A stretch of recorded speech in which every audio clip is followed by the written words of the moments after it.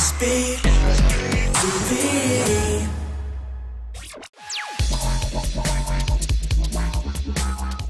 Hey, it's Julia here for SBTV Games and Gadgets. We've come out to an exclusive Samsung Smart TV launch to see all of the fantastic new shiny features that our lounges are going to be integrating over the next near future.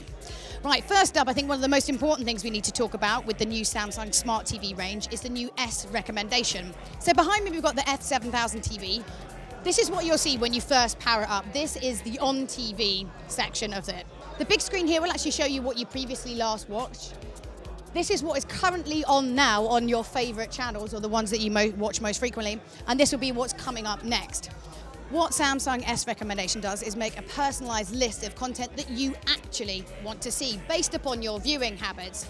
You can actually have different user logins as well. So say, for example, there are multiple people in your house. You won't actually have to put up with car shows if that's what your dad's into, or like World War II dramas if that's what he watches all the time. You can actually have your own login, so it'll have like your specific recommendations that are just for you, which is actually really good because what TV is only solely used by one person. One of my favorite things though about this new Samsung range is I know that they have used kind of like voice commands before, but only for kind of like very generic things like turning the TV on and off. Now with this sexy little chromy remote control, you've actually got a voice command button. So say for example, I am a big Tom Cruise fan. I'm not, but just say for example, I can actually hold down the button on this remote and ask to search for Tom Cruise movies. It will not only search for like what's coming up on TV, but also what comes up on like the paid movie channels as well. So it will pretty much find you everything Tom Cruise related that you could possibly look at if you were so inclined to be that obsessed about Tom Cruise. So let's try it. Find me Tom Cruise films.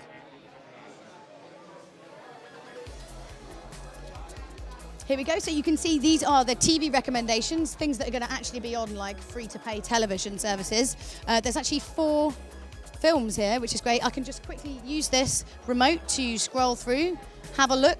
So we've got E4, we've got Film 4, we've got 5 USA.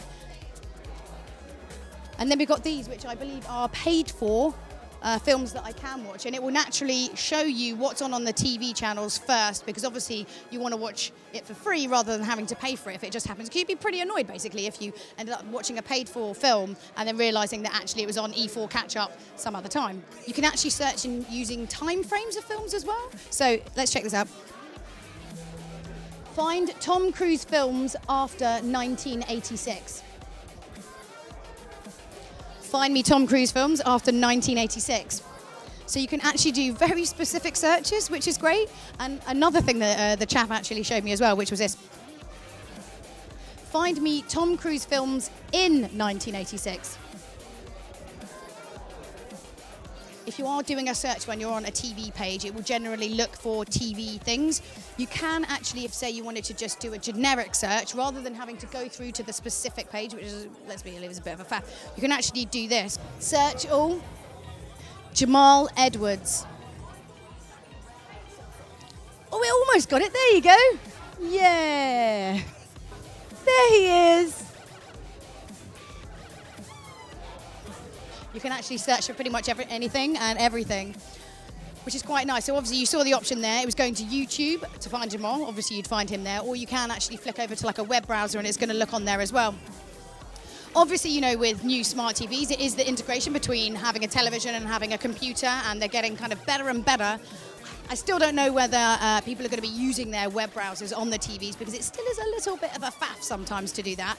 They have actually also got gesture control, which we were having a look at earlier on, which I know you guys, a lot of you guys must have used Xbox Connect out there. Obviously, gesture control does have its pluses and minuses. Obviously, it's quite fun to play games using gesture control. But you know what? If you're kind of a bit more of a hardcore gamer like me and you just like to sit on your couch and use a remote control, which, let's be honest, is sometimes a little bit easier than using gesture control. It's not quite nearly at the right point yet where it can be that good. What you'd need is something where it's a very, very small hand gesture would work. But even then, I don't know, I don't think you can just really beat like a really good remote control. You can actually flick through the categories using remote control using this little swipe bar right at the top, like so. So this is movies and TV shows. So obviously you have a featured, recommended. So you've got photos, videos and music as well. So you can kind of go through this. Should we have a quick look at videos? You've got photos, videos, recorded TV, all content. can flick through. So of course, actually, if you were to do a search and use the voice command function on the remote control on this, it would actually just search within this category for what you're looking for. So it's a way of kind of like limiting how much you see when you search, basically. So here we go. So you've got SugarSync, Dropbox, SkyDrive, USB devices. It will also look for any nearby devices. Apps. So of course you can actually be using some of your favorite apps on the TV as well. This is the only TV that has pretty much all of the terrestrial TV catch-up services on it. So you've got ITV Player, which I know isn't used on a lot of the different TVs. BBC iPlayer, 4 on Demand, Love Film, Netflix, all the ones that you'd want to see. And the other thing they're actually telling us as well is the fact that they are identical to the web-based services. You know, sometimes when you like actually watch catch-up TV, you get like a pared-down version which doesn't have all the back catalogue of the stuff you want to see, especially for like 4OD, because they've got some amazing stuff on back catalogue that you want to watch. And sometimes when you log into it, you can't see that. On the TV is exactly the same as what you will see on the internet, which is great, which means you've got access to a phenomenal amount of content. So of course you're going to have all the social integration. You've got your Facebook on there, you've got Twitter, you've got Skype. Of course you've got a camera on top of there, so you can actually do Skype chat. So we can actually go into that if you would like. Of course you've got like YouTube, Blinkbox, a whole load of different stuff on there that you can look at. The camera on top will actually track your movement. So say for example you're not standing completely still when you're having a Skype conversation, the camera will actually track you and follow your movement around. We have just one more menu to look at, which will be the social one. So of course, actually, you saw on the other page, you do have Facebook. This is where you would go if you want to interact. You basically have a few choices at the bottom of these subheadings. So you've got like friends picks, so you can basically just be kept abreast of what all of your friends are looking at, whether they're liking or what they're watching, that kind of thing. So we can have a look at the top 50 YouTube videos at the moment. So we can see Arrested Development Season 4 trailer. We can click on that, watch that. We can actually see all the comments as well. Of course, the TVs look absolutely beautiful. I mean, absolutely stunning. If I ever go to any kind of games event, these are always the TVs that they pick to use because they are just so perfect for gamers. I do actually like the trackpad idea on here. It's got a really nice action, a really nice motion to it. And just, seriously, look at this remote control.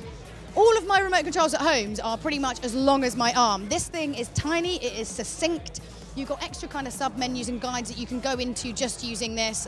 I think they've actually done a pretty spectacular job with it, because also it just looks pretty sexy, you know? So the new Samsung Smart TVs, I think they've managed to do an incredible job of integrating an awful lot of content into pretty much 5 categories and then subdividing it.